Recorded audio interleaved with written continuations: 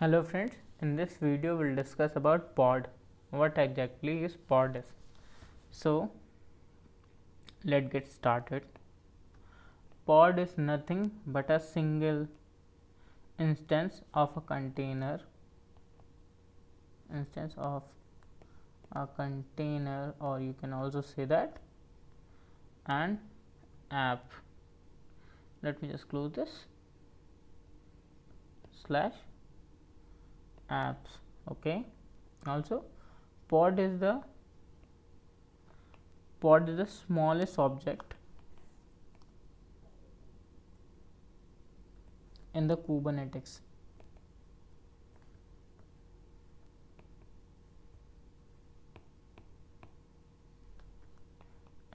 So this is about the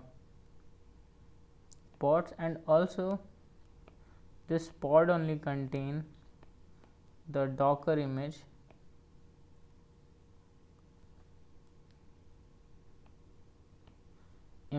of our apps. So let's see the diagram, or let's understand the pod with a diagram.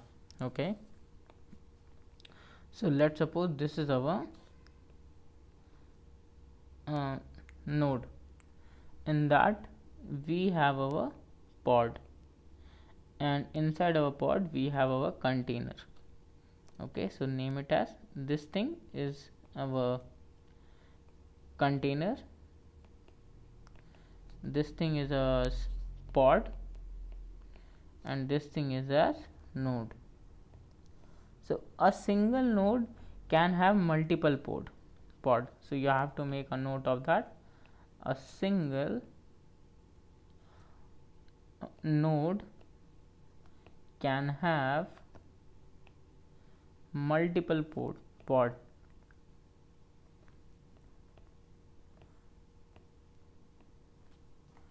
And also they will scale up and scale down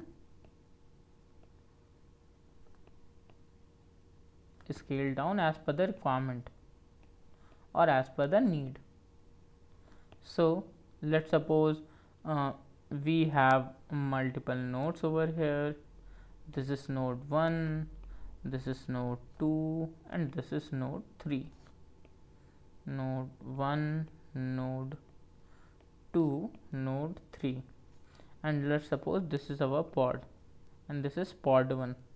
Okay, so at any instances we have, let's suppose, 10k of it traffic to our website, and then it bump up to like 20k. So we need some kind of load balancing, so it create another pod in the another node, and it will start running that.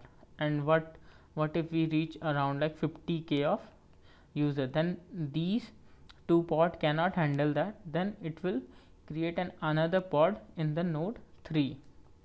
Okay, so this is pod 2 and this is pod 3. And also this thing pod can be multiple pod inside a single node. Let's suppose this is our node and they have multiple short pod. But one thing to notice here, a node cannot have multiple pod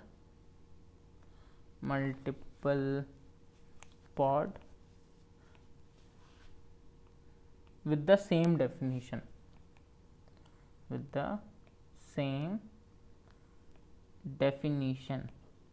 mean, let's suppose this is our Nginx server,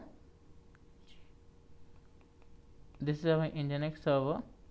So in this node we cannot have 3 or 4 Nginx servers. We can only have one pod with the Nginx server. And you can also say that what if it got crash. So this is our node and this is our pod. So at any given instances this pod get deleted. So what it will do, or it this pod got crashed, so what it will do, it will again recreate another pod, and that's how the process will run. But the only issue in that, let's suppose you are purchasing something, it's a e-commerce site that is running in these container, and you are at the checkout page and suddenly that pod crashes. So from the user front you cannot complete your transaction. So from the initial you have to again restart the transition process or in order to purchase that. Okay, so this is all about the pod. And the another thing we'll discuss about is a multi-container pod.